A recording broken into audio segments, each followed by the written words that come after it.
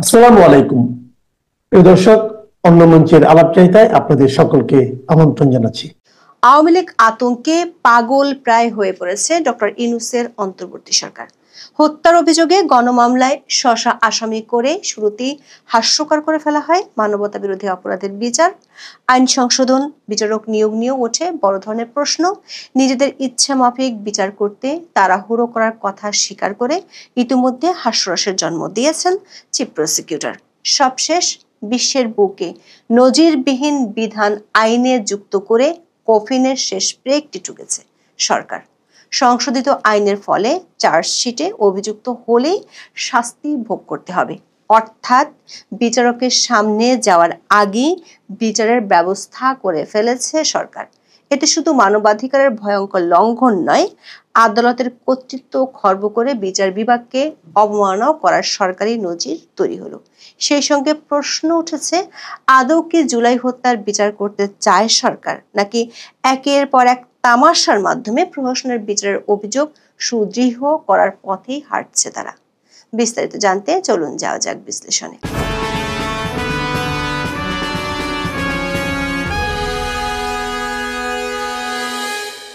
৭১-এর যুদ্ধাপরাধীদের বিচারের জন্য ১৯৭৩ সালে প্রণীত হয় আন্তর্জাতিক অপরাধ ট্রাইব্যুনাল আইন। ২০০৮ সালে আওয়ামী লীগ সরকার ক্ষমতায় আসার পর এই আইনের শীর্ষ বেশ কয়েকজন যুদ্ধাপরাধীদের বিচার ও দণ্ড কার্যকর হয়। ২০২৪ সালের ৫ই আগস্ট আওয়ামী লীগ সরকার পতনের পর অধ্যাদেশের মাধ্যমে আইনটিতে বিভিন্ন পরিবর্তন আনে অন্তর্বর্তী সরকার।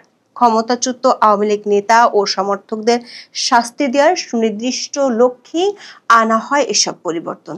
সেই সঙ্গে কয়েকশো গণহত্যার অভিযোগ নিয়ে তদন্তে নামে পুনর্গঠিত প্রসিকিউশন টিম। এই টিমের সদস্য এমনকি বিচারক নিয়োগ নিয়ে উঠেছে প্রশ্ন। সংশোধিত অধ্যাদেশ নিয়ে বহুবার উদ্বেগ জানায় আন্তর্জাতিক মহল, তবে অনেকটা গায়ের জোরে পাহাড় ঠেলছে অন্তর্বর্তী সরকার।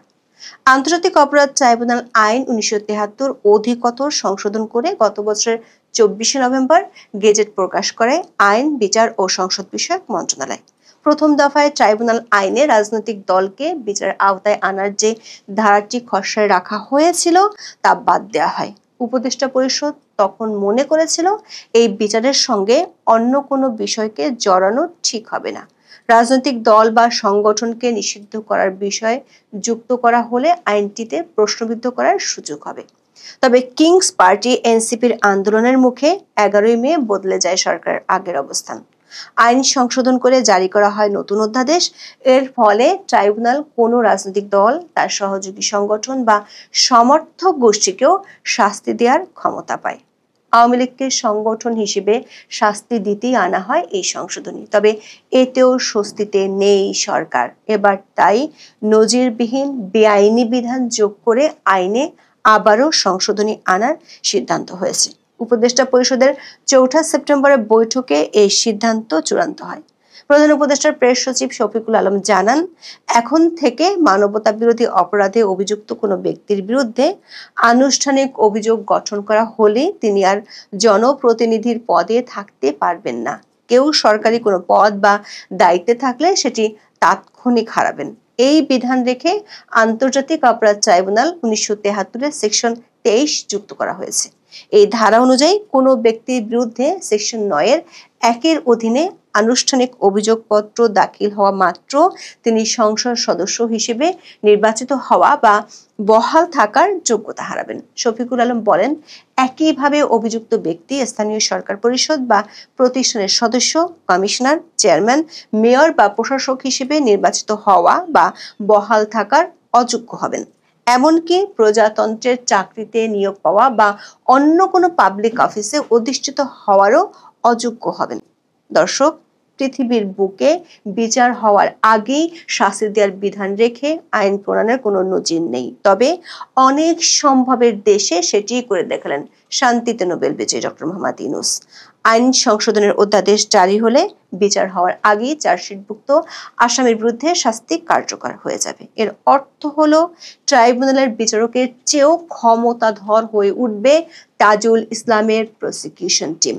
তারা যাদেরকে চার্জশিটভুক্ত করবেন তারাই তাৎক্ষণিক একটি শাস্তির আওতায় চলে আসবেন। প্রশ্ন হলো, তাহলে বিচারকের প্রয়োজন থাকছে কোথায়? আইনটি আরো কিছুটা সংশোধন করে চার্জশিটভুক্ত আসামিকে মৃত্যুদণ্ড বা কারাদণ্ডের বিধানও যুক্ত করতে পারে সরকার। এর মধ্য দিয়ে সরকারের মিত্রদের দাবি অনুযায়ী বিচারের দীর্ঘসূত্রতার অভিযোগেরও শুরু হতে পারে। আইনের এই সংশোধনের মাধ্যমে বিচারের গতি রুদ্ধ করে দেওয়ার ভয়ঙ্কর নজির তৈরি করল অন্তর্বর্তী সরকার। সাময়িকভাবে এটি আওয়ামী লীগ নেতাকর্মী ও সমর্থকদের দমনে ব্যবহারের সুযোগ তৈরি করলেও দীর্ঘমেয়াদে বিচার ব্যবস্থাকে ইচ্ছা মাফিক ব্যবহারের পথ খুলে দিচ্ছে। সেই সঙ্গে আদালতকে পরোয়া না করে নিজেরাই বিচারক হয়ে যাওয়ার মতো দানবীয় উদাহরণ তৈরি করেছে সরকার। এর ফলে শুধু দেশ নয়, আন্তর্জাতিক পর্যায়ে জুলাই হত্যার বিচার তামাশায় পরিণত হতে যাচ্ছে। কারণ সারা বিশ্ব জুড়ে ফৌজদারি বিচার ব্যবস্থার প্রধান নীতি হলো প্রিজাম্পশন অফ ইনোসেন্স। একজন অভিযুক্ত ব্যক্তিকে দোষী প্রমাণিত না হওয়া পর্যন্ত নিরপরাধ হিসেবে ধরা হয়। আরেকটি মূলনীতি হলো বার্ডেন অফ প্রুফ, মানে অভিযুক্তের দোষ প্রমাণ করার দায়িত্ব সম্পূর্ণভাবে প্রসিকিউশনের উপরে থাকে। ফৌজদারি অপরাধ প্রমাণের দায়িত্ব প্রসিকিউশনের। প্রসিকিউশন নিজের ব্যর্থতা ঢাকতে এখন নিজেই বিচারক হয়ে উঠছে। অবশ্য চিফ প্রসিকিউটর তাজুল ইসলাম কয়েকদিন আগেই মুখ ফসকে তামাশার বিষয়টি প্রকাশ করে দেন। জানান, অন্যদের উপর ভরসা নেই বলে সরকার নিজ দায়িত্বে তাড়াহুড়ো করে বিচার গুটিয়ে আনছে। ঢাকায় 31শে আগস্ট এক অনুষ্ঠানে তিনি বলেন, আগামী নির্বাচিত সরকার জুলাই আন্দোলনের সংগঠিত অপরাধ এবং গুম খুন সহ আওয়ামী লীগ সরকারের শাসনামলে সংগঠিত মানবতাবিরোধী অপরাধের বিচার প্রক্রিয়া নিয়ে অগ্রসর হবে কি না সেজন্য তাড়াহুড়া করতে হচ্ছে। ফলে যতটা নিখুঁতভাবে এই কাজটা করা দরকার ছিল তা তারা হয়তো করতে পারবেন না, অনেক বেশি হ্রাস করতে হচ্ছে বলে মন্তব্য করেছিলেন তিনি। বিচার কতটা হাস্যকরভাবে চলছে তা নিজে অকপটে জানিয়ে দেন তাজুল ইসলাম। বলেন, গুমের যে বিস্তৃতি, এই জায়গায় এই বিচারগুলো করার জন্য যে পরিমাণ সময় দরকার, এতটুকু সময় কিন্তু গুম কমিশনও পাচ্ছে না, তারাও পাচ্ছেন না। যদি তারা অন্তত চার্জশিটগুলো দিয়ে যেতে না পারেন, তাহলে এটা বড় ধরনের ব্যর্থতা হবে বলে মনে করেন তিনি। যার অর্থ হলো, নিজেদের সফল দেখাতে যেন তেন ভাবে চার্জশিট দেয়া আর বিচার করার এজেন্ডা নিয়েছে প্রসিকিউশন। তিনি দাবি করেছেন, 1800+ গুমের ঘটনা, যেগুলোর অনেক শাখা প্রশাখা আছে, তিনি প্রশ্ন রেখেছেন এগুলো কি নিখুঁতভাবে কয়েক মাসে বের করা সম্ভব? নিজেই আবার এর উত্তর দিয়েছেন, বলেছেন প্র্যাকটিক্যালি তো সম্ভব না, কিন্তু এই অসম্ভব কাজ তাদের করতে হচ্ছে এই আশঙ্কা থেকে যে পরের গভর্নমেন্ট যদি কিছু না করে। মাত্র 4 দিন আগে তাজুল ইসলামের বলা কথাগুলোর গুরুত্ব বোঝা গেল আইনের নতুন সংশোধনী থেকে। ট্রাইব্যুনালের প্রসিকিউশন টিম বেশ ভালো করে বুঝে গেছে, যত চেষ্টাই হোক প্রহসনের বিচার শেষ করতেও একটি যৌক্তিক সময় প্রয়োজন। আন্তর্জাতিক মহলের কাছে কিছুটা বিশ্বাসযোগ্যতা পেতেও এই সময় দিতে হবে।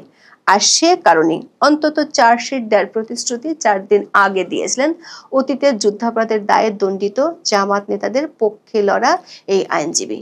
আর সে চার্জশিটভুক্ত হলেই যাতে আসামিদের ন্যূনতম শাস্তির বন্দোবস্ত করা যায়, সেই উদ্যোগটি নিয়েছে ইউনূস সরকার। তবে বাস্তবতা হলো, এর মধ্য দিয়ে মবতন্ত্রে স্থায়ী পথে আর এক ধাপ এগিয়ে গেলেন ডক্টর মোহাম্মদ ইউনূস। গত 13 মাস ধরে রাস্তাঘাটে যেভাবে মবের মাধ্যমে তাৎক্ষণিক বিচার চলছে, তার সঙ্গে আনুষ্ঠানিকভাবে সরকারও যোগ দিল। বেআইনি বিধান আইনে যুক্ত করে আদালতে বিচারের আগে সরকারি হয়ে গেল প্রাথমিক বিচারক। ঢাকায় 4 দিন আগে তাজুল ইসলাম বলেছিলেন, অপরাধীর পরিচয় শুধু সে একজন অপরাধী, তার পরিচয় হতে পারে না যে সে কত বড় সংস্থায়, কত বড় অফিসার, কত বড় কর্তা। যারা অপরাধী তাদের দায় কারোরই গ্রহণ করা উচিত নয়। আইনের শাসন, মানবাধিকার এবং সভ্যতা ও জাতিসত্তাকে রক্ষা করতে হলে অপরাধের বিচার নিশ্চিত করতেই হবে। দর্শক, কে অপরাধী আর কে নয়, সে বিচারটি করার কথা আদালতের। তবে আইনের সংশোধনের কারণে তাজুল ইসলামই হয়ে যাচ্ছেন প্রধান বিচারক। তিনি যাকে চার্জশিটে রাখবেন, তাৎক্ষণিকভাবে তিনি দোষী সাব্যস্ত হবেন, শাস্তিও হবে তাৎক্ষণিক। সবচেয়ে বড় কথা হলো, দেশের যে কোনো বিচারক বা আদালতের চেয়েও ক্ষমতাধর হয়ে উঠতে যাচ্ছে তাজুল ইসলামের টিম। বাংলাদেশে একটি আদালতের রায়ের বিরুদ্ধে উচ্চ আদালতে যাওয়ার সুযোগ রয়েছে, উচ্চ আদালতের রায় স্থগিত করার এখতিয়ার রয়েছে। কিন্তু তাজুল ইসলামের টিমের চার্জশিটে নাম আসা মাত্র যে শাস্তি কার্যকর হবে তার বিরুদ্ধে আপিলের সুযোগ নেই আইনে। প্রশ্ন হলো, একটি দল বা গোষ্ঠীকে দমনের লক্ষ্যে যে আইন করছে সরকার, সেই আইনের ব্যবহার কি চিরদিন এই জায়গাতেই সীমাবদ্ধ রাখা যাবে? অভিযোগপত্রে নাম আসা মাত্র শাস্তি ভোগ করার নজির কি আওয়ামী লীগই আটকে থাকবে? কারণ বাংলাদেশের ইতিহাস বলে, কালো আইনগুলো যে সরকার করে সে আইনগুলো খুব বেশি ব্যবহারের সুযোগ পায় না, কিন্তু পরবর্তী সরকার ক্ষমতায় এসে বিরোধীদের দমনের জন্যই আইনগুলো সবচেয়ে বেশি ব্যবহার করেছে। যেমন ধরা যাক 1974 সালের বিশেষ ক্ষমতা আইন কিংবা 2000 সালের জননিরাপত্তা আইন। এই আইন দুটি আওয়ামী লীগ সরকারের আমলে প্রণীত হলেও বেশি ব্যবহার করেছিল পরের সরকারগুলো। আবার তথ্য প্রযুক্তি বা আইসিটি অ্যাক্ট এবং তার সেই কুখ্যাত 57 ধারা, যেটি প্রণীত হয়েছিল বিএনপি আমলে, অথচ সেটির ব্যবহার শুরু হয়েছিল পরের সরকারের আমলে। এমনকি বর্তমান অন্তর্বর্তী সরকারের আমলে সবচেয়ে বেশি ব্যবহৃত কালো আইনটির নাম হলো সন্ত্রাস দমন আইন। মার্কিন সরকারের প্রেসক্রিপশনে 2008 সালে ফখরুদ্দিন মঈনুদ্দিনের তত্ত্বাবধায়ক সরকার এই আইনের অধ্যাদেশ জারি করেছিল। পরে আওয়ামী লীগ সরকার ক্ষমতায় এসে তা আইন হিসেবে পাশ করে। আসসালামু আলাইকুম প্রিয় দর্শক, আপনারা জানেন এখন মোটামুটি একটা নিশ্চয়তা বোধহয় দেওয়া যায় যে নির্বাচন ফেব্রুয়ারিতে হচ্ছে। যদি বড় ধরনের কোনো অঘটন না ঘটে অথবা কোনো ষড়যন্ত্র যদি প্রকট আকার ধারণ না করে, তাহলে ফেব্রুয়ারিতে যে নির্বাচন হবে এ ব্যাপারে ব্যক্তিগতভাবে আমার খুব একটা সন্দেহ নেই। নির্বাচনের তফসিল এখনো ঘোষণা করা হয়নি। প্রধান নির্বাচন কমিশনার বলেছেন উনি ডিসেম্বরে এটা ঘোষণা করবেন, মানে 2 মাস আগে, যা সাধারণত হয়ে থাকে। নির্বাচনের রোডম্যাপ ঘোষণা করা হয়েছে এবং নির্বাচনের জন্য কিভাবে নির্বাচন হবে, নতুন কি কি নিয়ম আগের তুলনায় প্রয়োগ করা হবে, তার জন্য গণপ্রতিনিধিত্ব আদেশ যেটা আছে, মানে আমরা যেটাকে আরপিও হিসেবে চিনি, সেই আরপিওতে নতুন কিছু ধারা ঢোকানোর জন্য অথবা পরিবর্তন করার জন্য নির্বাচন কমিশনের পক্ষ থেকে সরকারের কাছে প্রস্তাব পাঠানো হয়েছে। এই যে প্রস্তাবগুলো পাঠানো হয়েছে এগুলো প্রথমে আইন মন্ত্রণালয়ে যাবে। আইন মন্ত্রণালয়ে ভেটিং হওয়ার পর যদি সেটা যেগুলো গ্রহণ করা যায় সেগুলো উপদেষ্টা পরিষদের সভায় উপস্থাপন করা হবে। সেখানে যদি তারা সবগুলি যে কোটা তারা অনুমোদন করবে, সেগুলো রাষ্ট্রপতির কাছে পাঠাবে একটা অধ্যাদেশ জারির জন্য। অধ্যাদেশ জারি হয়ে গেলে সেই নিয়মের মধ্যে নির্বাচন হবে। এখন প্রশ্ন হলো যে কি কি সংশোধনী নির্বাচন কমিশন আনতে চান। সেখানে অনেকগুলো জিনিস তারা আনতে চান, প্রায় 40-44টার মতো সংশোধনী প্রস্তাব তারা দিয়েছেন। তো সবগুলো আলোচনা করা যাবে না, আমি 2-1টা বিষয় নিয়ে আলোচনা করব, খুব বেশি না। আমি তবে সংক্ষেপে কিছু বলে নিই আপনাদেরকে কয়েকটা প্রস্তাব সম্পর্কে। যেমন আগে জামানত ছিল 20,000 টাকা, সেই জামানত বাড়িয়ে করা হয়েছে 50,000 টাকা। তারপরে আগে অনলাইনে মনোনয়নপত্র জমা দেওয়া যেত, এখন সেটা করা যাবে না, মানে আপনাকে ফিজিক্যালি যে হাজির হয়ে মনোনয়নপত্র জমা দিতে হবে। এতে কিন্তু সংঘাত বাড়বে। সংঘাত বাড়বে এই কারণে যিনি যেতে চাইবেন কেউ তাকে বাধা দিতে চাইবেন, এটা নিয়ে একটা ঝামেলা কিন্তু হতে পারে, অথবা রাস্তায় কাউকে অ্যাটাক করা হতে পারে। এই যে এটা আমার কাছে মনে হয় খুব ভালো বিধান হয়নি। যেটা নাকি জামানত যেটা বাড়ানো হয়েছে ওটাও আমার কাছে পছন্দ হয়নি। জামানত 50,000 টাকা করতে হবে কেন? এটা তো কোনো প্রয়োজন নেই। আবার নির্বাচনী ব্যয়, এই ব্যয়টাও আমার কাছে মনে হয়েছে বাড়ানো হয়েছে এই কারণে ওনারা ধরে বলেছেন যে প্রতি ভোটারের জন্য 10 টাকা হারে আপনি নির্বাচনী ব্যয় করতে পারবেন। তার মানে যদি 10 টাকা হয়, 3 লাখ ভোটার হয় একটা এলাকার, তাহলে সেখানে আপনি 30 লাখ টাকা পর্যন্ত মিনিমাম ব্যয় করতে পারবেন। এটা অনেক টাকা ভাই। তাহলে এতে হচ্ছে কি কেবল ধনীরাই প্রার্থী হতে পারবে, গরিবদের আর নির্বাচন করার শখ থাকলেও কাজ হবে না। তো এইগুলি ভালো না, আমার কাছে এগুলো পছন্দ হয়নি। আবার কেউ যদি কোনো প্রতিষ্ঠানের কাছ থেকে অনুদান নিতে চায় তাহলে 50 লাখ টাকা পর্যন্ত সর্বোচ্চ অনুদান নিতে পারবে। তবে এখানে আরেকটা ইন্টারেস্টিং একটা নিয়ম করা হয়েছে যেটা আমার কাছে পছন্দ হয়েছে, যে 50,000 টাকার বেশি অনুদান নিতে গেলেই সেটা ব্যাংকের মাধ্যমে নিতে হবে। এগুলো ভালো। আবার নির্বাচনের দিন সশস্ত্র বাহিনী বিনা পরোয়ানায় গ্রেপ্তারের ক্ষমতা রাখবে, এটা ভালো মন্দ দুই দিকে আছে। এবং যে জিনিসটা নিয়ে আপত্তি উঠতেই পারে সেটা হলো যে আন্তর্জাতিক অপরাধ ট্রাইব্যুনালে যদি কারো বিরুদ্ধে অভিযোগ থাকে তাহলে তিনি নির্বাচনে অংশ নিতে পারবেন না। এটা আমি মনে করি এটা খুবই খারাপ একটা মানে দৃষ্টান্ত হচ্ছে। কারণ এই মুহূর্তে আন্তর্জাতিক অপরাধ ট্রাইব্যুনালে যদি কারো নামে অভিযোগ থাকে, সেই অভিযোগ তো প্রমাণ হতে হবে। অভিযোগ থাকা মানেই যে সে অপরাধী তা কিন্তু নয়।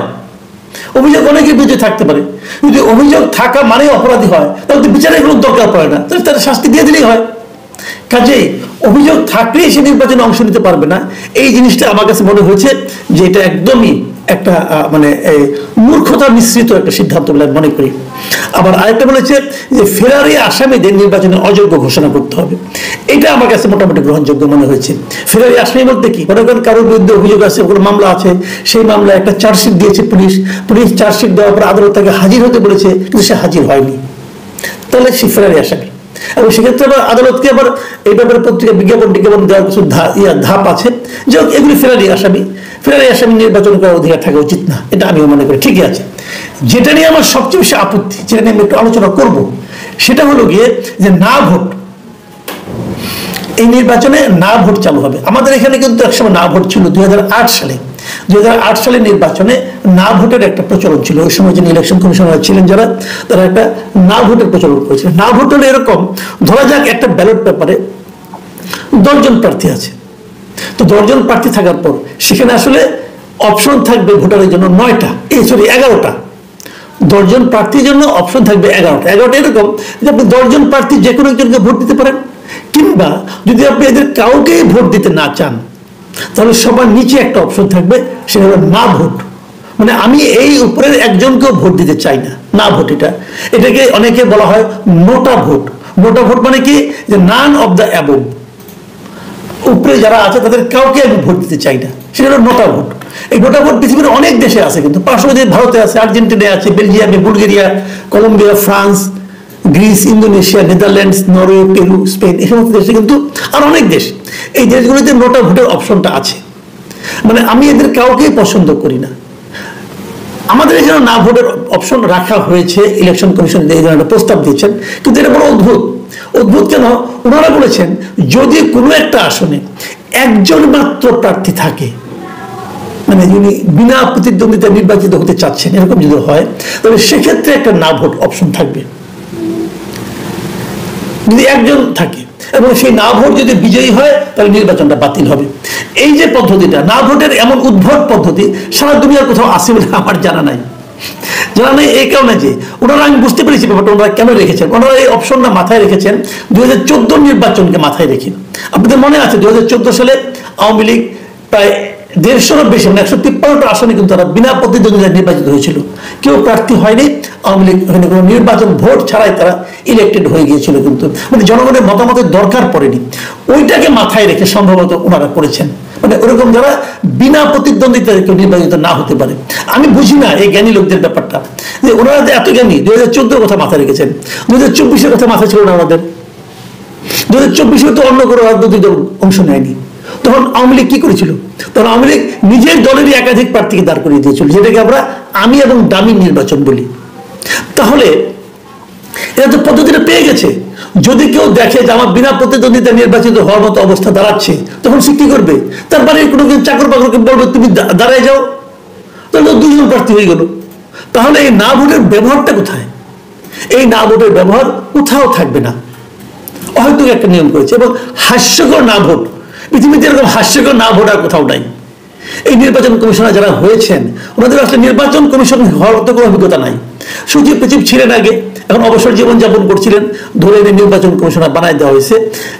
এটা একটা না ভোট উদ্ভট, এবং ওনাদের দোষ আমি দেই না। এই কারণে এটা নির্বাচন সংস্কার যে কমিশন ছিল বদিউল আলম মজুমদারের নেতৃত্বে, উনি আবার বিরাট জ্ঞানী, তো ওনাদের প্রস্তাব এটা ছিল, মানে উদ্ভট প্রস্তাব। আমি মনে করি না ভোটটা সারা দুনিয়ায় যেভাবে আছে সেভাবেই থাকা উচিত, মানে প্রত্যেকটা ব্যালট পেপারে না ভোটের একটা অপশন থাকতে হবে। কিন্তু আমি এটাও নিশ্চিত জানি যে এইবার সেটা তারা বাস্তবায়ন করবে না। কেন করবে না সেটাও বলি, করবে না আওয়ামী লীগের ভয়। আওয়ামী লীগের ভয় কিরকম, আওয়ামী লীগ নির্বাচন করতে পারবে না। ধরে নিচ্ছি এখন পর্যন্ত যা দেখতেছি আওয়ামী লীগ নির্বাচন করতে পারবে, মানে নৌকা মার্কার কোনো প্রতীকে কোনো ব্যালট পেপারে থাকবে না। তাহলে কি হবে, যারা নৌকা মার্কার প্রার্থী তারা তো নাই ওখানে। তাহলে কিন্তু নৌকার যারা ভোটার আছেন তারা যেহেতু ব্যালট পেপারে নৌকা খুঁজবে, যখন নৌকা না পাবে তখন তারা না মার্কে একটা ভোট দিয়ে আসবে। এবং এটা বাড়তে বাড়তে এমন একটা পর্যায়ে হতে পারে যে কোনো কোনো প্রার্থীকে কোনো কোনো এলাকায় বেজ্জতি পর্যন্ত হতে পারে। এই ভয়ে আমার ধারণা এটা এবার বাতিল রাখা হয়েছে। আমি যেটা মনে করি যে আপনি যখন একটা আইন করবেন না, সেটা একবারের জন্য আইন করেন না, একবারের কথা বিবেচনা করে আইন করেন না, একটা নির্দিষ্ট দলের সুবিধা অসুবিধার কথা ভেবে আইন করেন না। আইন আইনের মতো চলবে। সেই আইনের কি বাস্তবায়ন হওয়ার পর কি রেজাল্ট আসে, এটা দেখে আপনি বুঝতে পারবেন যে আইনটার ভুল কোথায় হয়েছিল, অথবা বুঝতে পারবেন যে দেশের পলিটিক্যাল সিচুয়েশনটা আসলে কি। আপনারা যদি একটি মাত্র দলকে দূরে রাখার জন্য কাজ করেন, অথবা অন্য কোনো একটা দলকে সুবিধা দেওয়ার জন্য কাজ করেন, তো সেটা আর যাই হোক, সেটা সার্বজনীন আইন হবে না। ঠিক এই জায়গাটাতেই আমার অনুরোধ থাকবে সরকারের প্রতি এবং সংশ্লিষ্ট ব্যক্তিবর্গের প্রতি, যে না ভোটটা আপনারা চালু করুন এবং এটা সকল আসনের জন্য চালু করুন। এরকম বিকলাঙ্গ না ভোট আমরা চাই না। আমরা প্রকৃত অর্থেই মোটা ভোট চাই, মানে নান অব দ্য অ্যাবভ। উপরের কাউকে আমার পছন্দ না হলে আমি যেন একটা ভোট দিতে পারি। প্রিয় দর্শক, আমি এটাও জানি যে আমাদের প্রত্যাশা পূরণ হবে না, তবু প্রত্যাশা করে রাখলাম, দেখা যাক কি হয়। আল্লাহ হাফিজ।